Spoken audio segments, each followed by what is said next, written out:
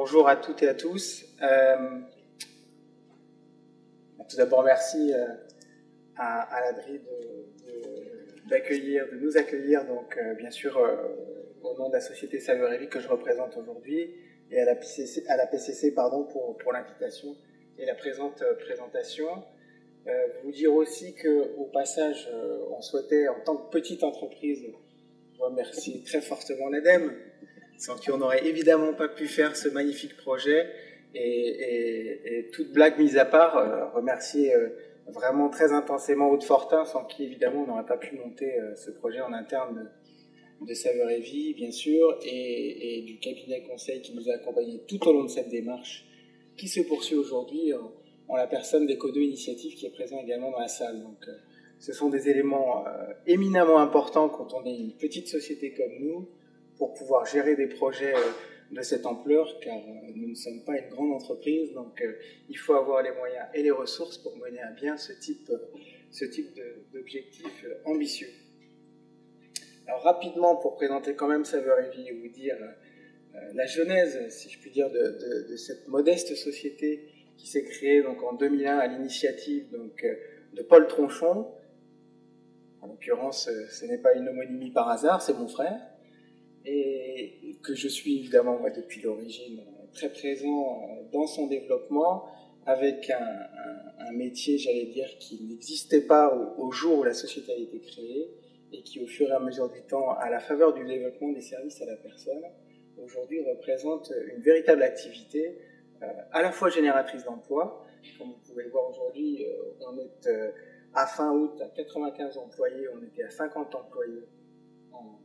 2012. On est aujourd'hui presque en train d'atteindre les 5000 repas jour, donc tous ces chiffres-là se développent et s'amplifient de jour en jour pour ce qui nous concerne. Donc c'est particulièrement important de le dire parce que au travers d'une démarche vertueuse, on peut dire, c'est aussi la faveur d'un développement qui pour nous a structuré le reste de l'entreprise. Vous imaginez bien que pour investir des sommes de cet acabit dans une société comme la nôtre, non seulement ça sert un projet et une démarche éco-conception, mais au-delà de ça, ça structure aussi le développement de l'entreprise. Donc c'est un élément qui pour nous a été majeur aujourd'hui pour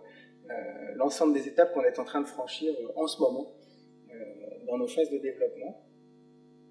Comme vous pouvez le voir aujourd'hui, on a une couverture qui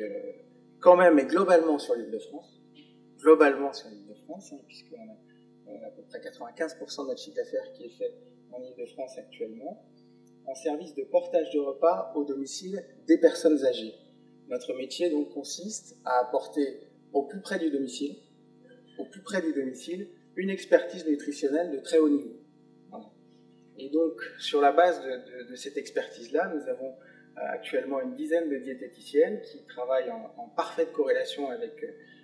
une équipe qui était chargée de la préparation des commandes et des menus pour les personnes âgées,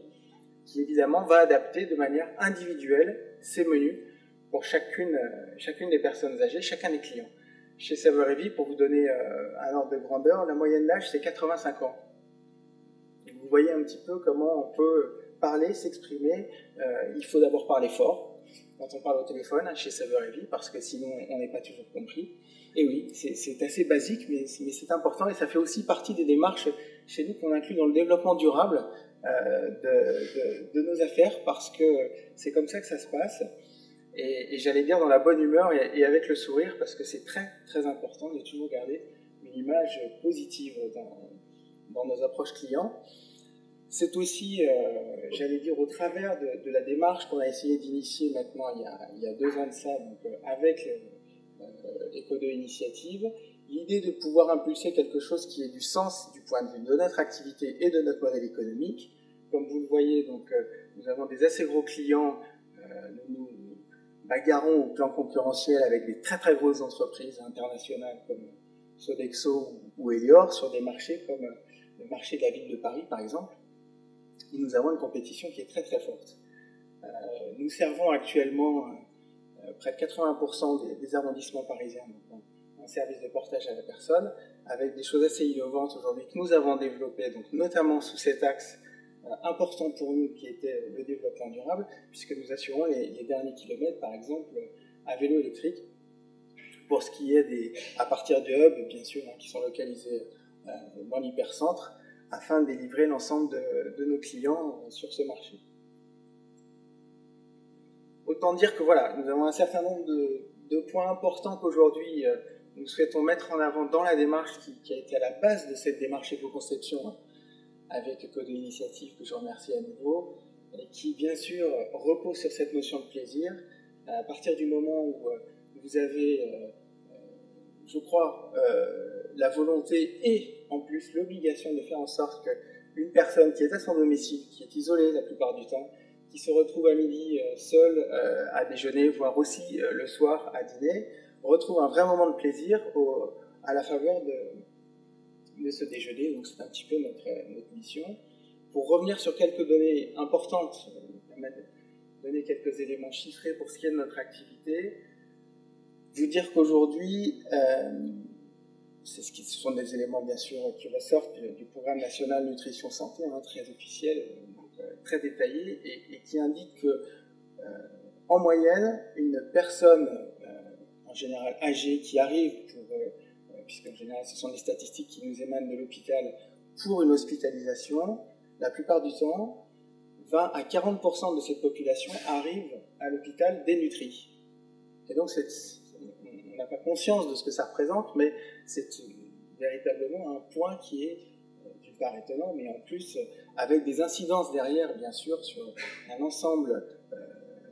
de traitements de santé de la personne âgée qui sont particulièrement impactants, tant d'un point de vue, bien sûr, financier, mais aussi qu'organisationnel au sens large du terme. Donc, ce sont des éléments que nous, on avait identifiés très tôt, finalement, dans notre activité. On les utilise aujourd'hui, évidemment, encore une fois, dans ce projet, puisque pour nous, c'est un projet qui n'a de sens que parce qu'il est corrélé à cette activité. Et, j'allais dire, parce que, d'une certaine manière, pour nous, le développement durable, c'est un petit peu dans nos gènes. On n'a pas eu trop l'occasion, ni le besoin de faire de la sensibilisation, si je puis dire, des collaborateurs de Savoir-Vie, parce que, d'une certaine manière, on faisait un peu du Monsieur Jourdain. On était content, finalement, de pouvoir le mettre en œuvre, de le formaliser, et j'allais dire, au fur et à mesure que l'entreprise se développe, d'aller toujours un petit peu plus haut et plus loin dans ce qu'on pouvait imaginer autour de la démarche éco-conception. Concrètement, donc, ça a signifié notamment sur l'un des tout premiers marchés qu'on a gagné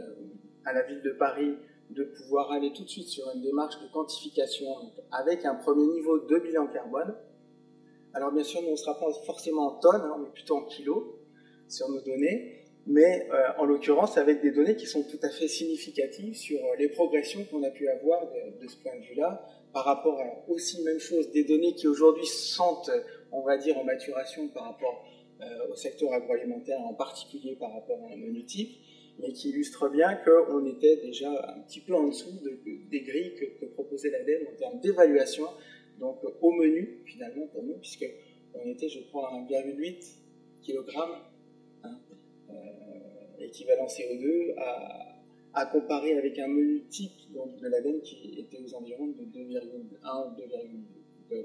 On était déjà en dessous, finalement, au départ de notre action, sur ce premier périmètre de bilan, donc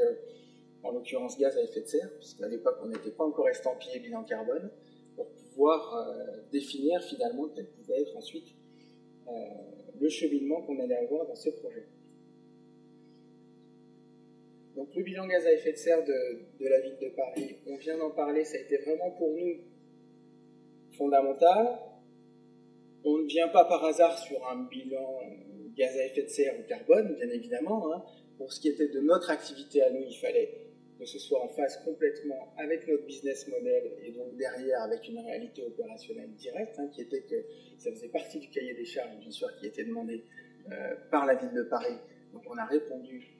dans un premier temps en mettant ces éléments en avant pour nous parce que c'était important et qu'ils étaient différenciants dans notre offre. On est toujours sur cette logique-là aujourd'hui, on se développe de cette manière-là. Donc c'est évidemment structurant du développement de l'entreprise, mais avec un impact direct sur son développement, mais aussi parce que, et on le dit assez simplement, chez nous, du point de vue donc, de l'orientation qui a été donnée par le management, c'est vraiment dans nos gènes, encore une fois. C'est notre façon de voir les choses et de faire au quotidien avec tant l'ensemble de nos fournisseurs qu'avec les salariés aussi. Ce sont des éléments qui sont très importants. À partir de là, évidemment, ça a plus de facilité à se mettre en œuvre dans l'entreprise. Et puis, on a évidemment la chance d'être assez petit, et donc les informations passent très vite. À partir du moment où on a dit des choses dans une réunion, que ce soit dans un comité de direction,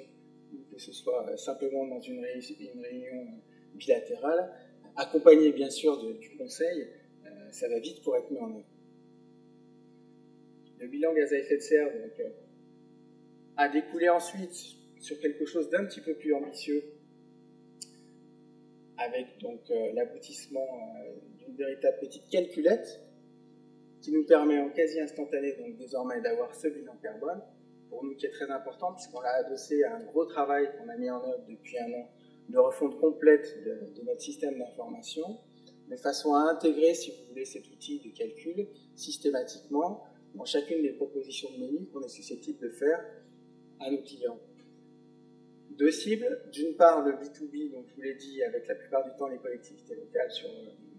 la partie portage de repas au domicile des personnes âgées, mais aussi B2C, c'est-à-dire qu'on est capable d'individualiser une prestation directe chez chacun de nos clients, avec une prise en compte bien sûr de pathologies nutritionnelles extrêmement fines, et sur lesquelles on sera donc capable de pouvoir appliquer évidemment cette calculette carbone spontanément.